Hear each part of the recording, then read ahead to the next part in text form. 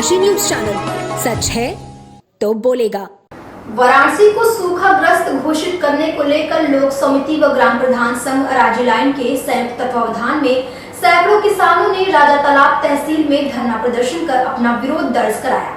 इस दौरान उप जिलाधिकारी को मांग पत्र सौंपते हुए जनपद को अविलंब सूखा घोषित किए जाने की मांग की गई। लंबे समय से जनपद में बारिश नहीं होने से किसान काफी परेशान हैं।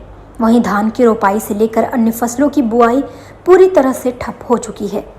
इस दौरान जनपद को सूखा घोषित करने को लेकर लोक समिति व ग्राम प्रधान संघ अराजी लाइन के संयुक्त तत्वावधान में सैकड़ों किसानों ने राजा तालाब तहसील में विरोध प्रदर्शन किया। इसके साथ ही तहसील के मुख्य गेट पर खड़े होकर किसानों ने अपनी मांग को लेकर नारेबाजी की। साथ ही किसानों ने मुख्यमंत्री व प्रधानमंत्री को संबोधित ज्ञापन के माध्यम से जिले को सूखा घोषित करने की मांग की। इस दौरान धरने में शामिल किसानों ने कहा कि जुलाई माह बीतने के कगार पर है और बारिश नहीं हो पाने की वजह से जिले के किसान ज्वार, तिल, मक्का, सब्जी, अरहर आदि की फसल के अलावा धान की रोपाई नहीं कर पाए हैं। बारिश का इंतजार करते करते धान की नर्सरी अब खराब हो चुकी है। किसान भूखमरी के कगार पर हैं। ऐसी दशा में शासन प्रशासन हाथ पर हाथ रखकर सिर्फ तमाशा देख रही है। ग्राम प्रधान संघ अध्यक्ष मुकेश कुमार ने आरोप लगाया कि एक तरफ जहां किसान परेशान हैं, वहीं बिजली विभाग व बैंक अधिकारियों द्वारा संकट की इस स्थिति में किसानों को परेशान कर उनके ट्रैक्टर आदि खींचे जा रहे हैं, जिसे तत्काल रोका जाए।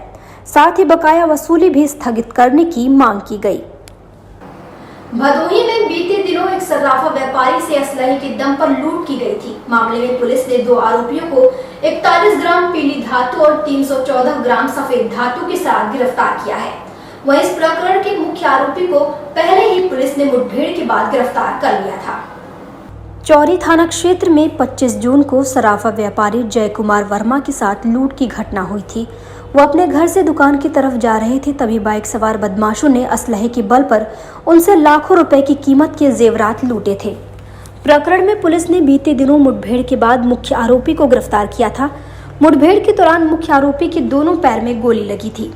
वहीं इस प्रकरण में पुलिस ने 2 और लोगों को गिरफ्तार किया है, जिसमें से एक सर्राफा व्यापारी है जिसने लूट का माल खपाया था। पुलिस ने इन दोनों व्यक्तियों के पास से एक तमंचा, 41 ग्राम पीली धातु और 314 ग्राम सफेद धातु के साथ 19,500 रुपए भी बरामद किए हैं।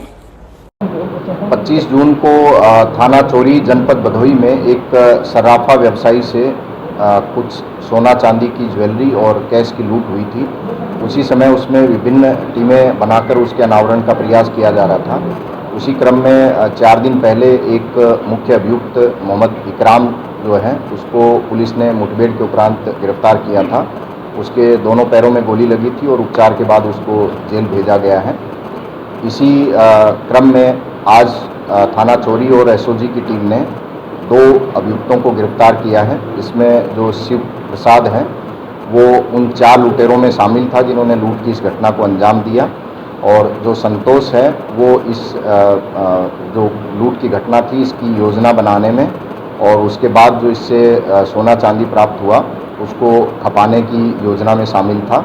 इन दोनों को आज गिरफ्तार किया गया है। इनसे लगभग 41.5 ग्राम पीली धातु और 314 ग्राम सफ़ेद धातु और 19,500 रुपये और एक अवैध तमंचा इनसे बरामद हुआ है।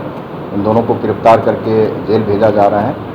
इसके अलावा जो अन्य आरोपी हैं शीघ्र ही उनकी गिरफ्तारी भी सुनिश्चित की जाएगी और ये जो गुडवर्क करने वाली टीम है उसको मेरे द्वारा 25,000 रुपये का पुरस्कार दिया जाएगा। मिर्जापुर के हलिया ब्लॉक में डायरिया की चपेट में आने से 2 बच्चों की मौत हो गई। वहीं नगवा गांव के कोलाहा बस्ती में डायरिया से करीब 17 लोग पीड़ित हैं, जिन्हें स्थानीय स्वास्थ्य केंद्र में भर्ती कराया गया है। नौगवा गांव में करीब 3 दिन से फैले डायरिया की चपेट में आने से 11 वर्ष के विनय और 9 वर्षीय राहुल की शुक्रवार को मौत हो गई। गांव के लोगों में उल्टी दस्त की बीमारी होने की जानकारी लगने पर सीएमओ टीम भेजने के साथ खुद भी गांव में पहुंचे और पीड़ित मरीजों का इलाज किया।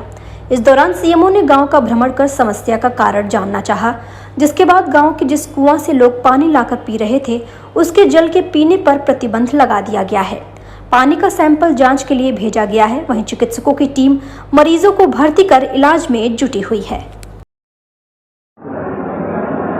श्रीमत सर ये बताया कि मिर्जापुर जनपद के गांव हैं जहां डायरिया फैला है, कितने गांव हैं डायरिया में, अब तक कितनी मौत है, क्या स्थिति है? एक गांव है, मुझे सुबह 15 तारीख को हलिया के MOIC अभिषेक ने हमको फ़ोन किया कि हलिया कोहला गांव में वो उल्टी टट्टी हो रही है, जिसमें कि 2 बच्चों की मौत हो चुकी है सुबह 5 बजे के आसपास। और तो हम यहाँ से अपनी टीम रवाना करिए डॉक्टर भारती के नेतृत्व में, और मैं भी उसके पीछे पीछे गया। तो वहाँ जाके देखा तो मैंने देखा, और क्या नाम है, उस समय वहाँ पे 17 लोग थे, जिसको 3 को हॉस्पिटल, नियरेस्ट हॉस्पिटल में भर्ती के लिए भेजा गया था, और लोग वहीं पे उनका इलाज चल रहा था। जिनकी मृत्यु हो चुकी थी उसको वो लोग डिस्पोज कर दिए थे।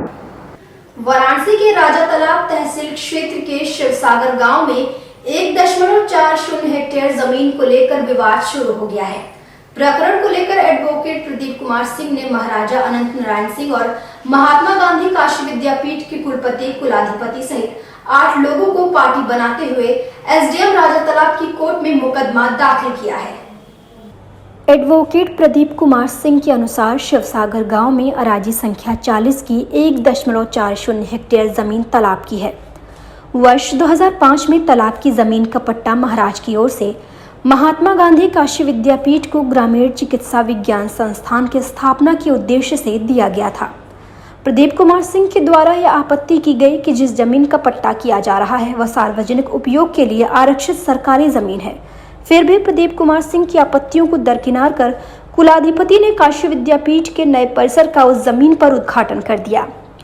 प्रदीप कुमार सिंह ने बताया कि मामले में नया मोड़ तब आया जब महाराजा अनंत नारायण सिंह की ओर से राजा तालाब के तहसीलदार न्यायिक के यहाँ नामांतरण मुकदमे में आपत्ति की गई और कहा गया कि जमीन महात्मा गांधी काशी विद्यापीठ को ग्रामीण चिकित्सा विज्ञान संस्थान की स्थापना के उद्देश्य से दी गई थी, लेकिन वहां पर चिकित्सा संस्थान की जगह कृषि संकाय की स्थापना कर दी गई।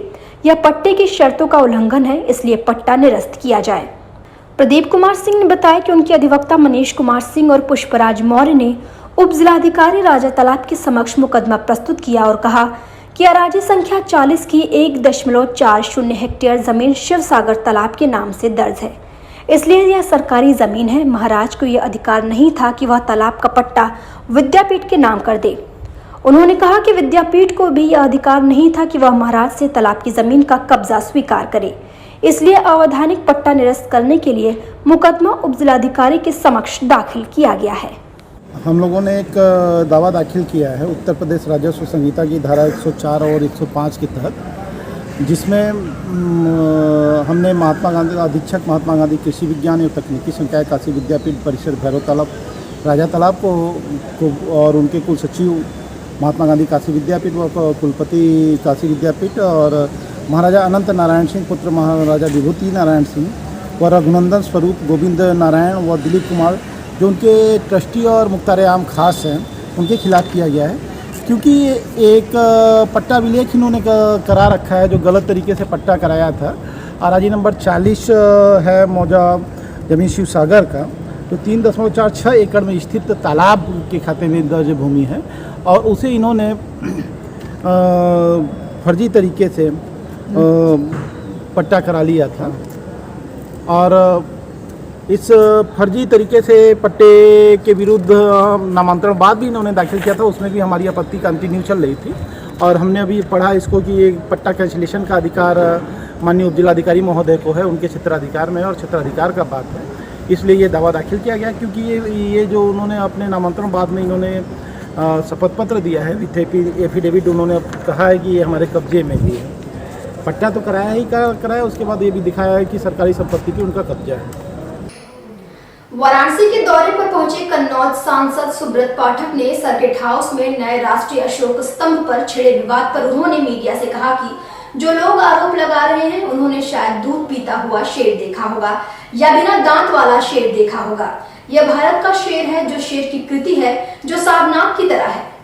सर्किट हाउस में कन्नौज सांसद सुब्रत पाठक ने राष्ट्रीय एम्बलम पर छिड़े विवाद पर पत्रकारों से खुलकर बात करते हुए कहा कि नया राष्ट्रीय एम्बलम सारनाथ में मिले अशोक स्तंभ जैसा ही है, जो लोग आरोप लगा रहे हैं उन्होंने शायद दूध पीता हुआ शेर देखा होगा या बिना दांत वाला शेर देखा होगा।